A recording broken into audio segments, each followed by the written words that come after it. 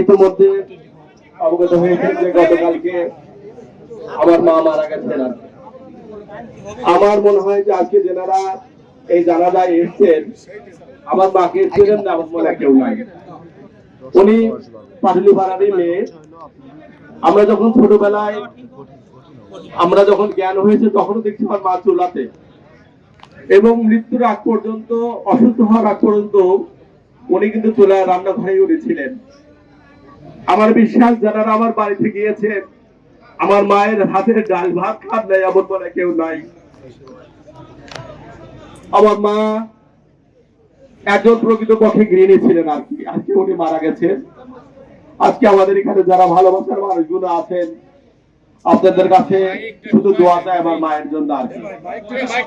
আমার মায়ের জন্য আপনারা দোয়া করবেন। একটা মানুষের ভুল কেটে থাকা স্বাভাবিক, আল্লাহ যেন তাকে বেহেশত নসিব করেন। আমরা জানাজা শেষে তাকে কবরস্থ করবো, আল্লাহ যেন তার কবরের ফল জবকে সহজ করে দেন।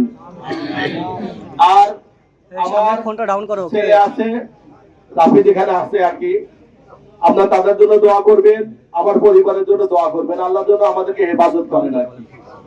আমরা আর যদি আমার এলাকাবাসী যারা আপনারা আসছেন আমার পরিবার যদি আপনাদের কাছে কোনো ভুল করে থাকে আমরা করজোরে আপনাদের কাছে ক্ষমা চাচ্ছি, আপনারা দয়া করে ক্ষমা করে দিবেন। আর আমার মায়ের জন্য অবশ্যই দোয়া করবেন। আর আপনারা সবসময় শৃঙ্খলা বজায় রেখেই করবেন, কারণ প্রশাসন আসছে আপনারা জানেন, যাতে ওনাদেরকে আপনারা সহযোগিতা করবেন। সবাইকে আজকের এই জানাজায় শরীর হওয়ার জন্য আমার পরিবারের পক্ষ থেকে আপনাদেরকে ধন্যবাদ জানাচ্ছি। আসসালামু আলাইকুম।